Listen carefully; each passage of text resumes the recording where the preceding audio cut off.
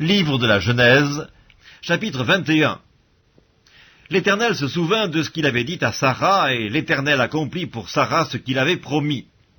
Sarah devint enceinte, et elle enfanta un fils à Abraham dans sa vieillesse, au temps fixé dont Dieu lui avait parlé. Abraham donna le nom d'Isaac au fils qui lui était né, que Sarah lui avait enfanté.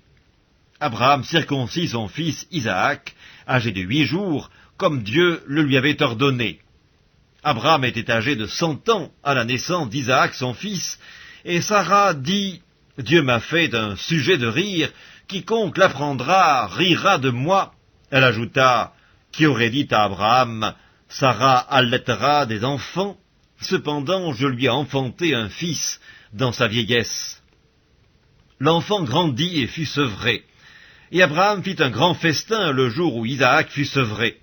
Sarah vit rire le fils qu'Agar, l'Égyptienne, avait enfanté à Abraham. Et elle dit à Abraham, « Chasse cette servante et son fils, car le fils de cette servante n'héritera pas avec mon fils, avec Isaac. » Cette parole des plus fortes aux yeux d'Abraham à cause de son fils. Mais Dieu dit à Abraham, « Que cela ne déplaise pas à tes yeux, à cause de l'enfant et de ta servante, accorde à Sarah tout ce qu'elle te demandera, car c'est d'Isaac que sortira une postérité qui te sera propre. Je ferai aussi une nation du fils de ta servante, car il est ta postérité. » Abraham se leva de bon matin, et il prit du pain et une outre d'eau qu'il donna à Agar, et plaça sur son épaule. Il lui remit aussi l'enfant, et la renvoya.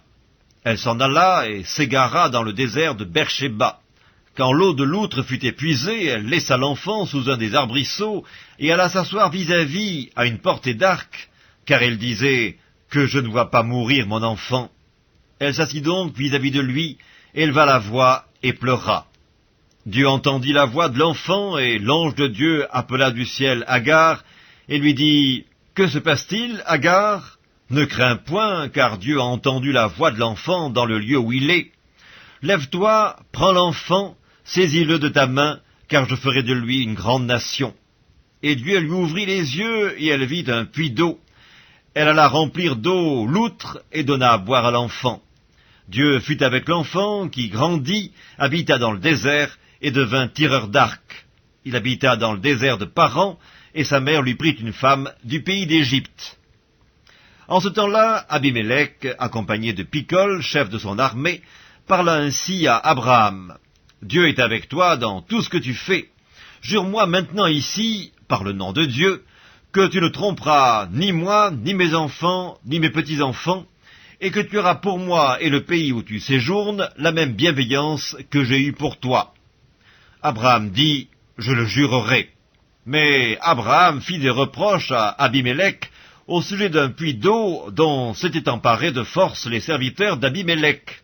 Abimélec répondit, « J'ignore qui a fait cette chose-là, tu ne m'en as point informé, et moi, je ne l'apprends qu'aujourd'hui. » Et Abraham prit des brebis et des bœufs qu'il donna à Abimélec, et ils firent tous deux alliance.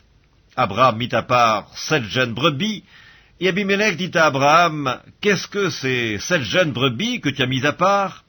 Il répondit, « Tu accepteras de ma main ces 7 brebis, afin que cela me serve de témoignage que j'ai creusé ce puits. » C'est pourquoi on appelle ce lieu Beersheba, car c'est là qu'ils jurèrent l'un et l'autre. Ils firent donc alliance à Beersheba, après quoi Abimélec se leva avec Picol, chef de son armée, et ils retournèrent au pays des Philistins. Abraham planta des tamarisques à Beersheba, et là il invoqua le nom de l'Éternel, Dieu de l'éternité.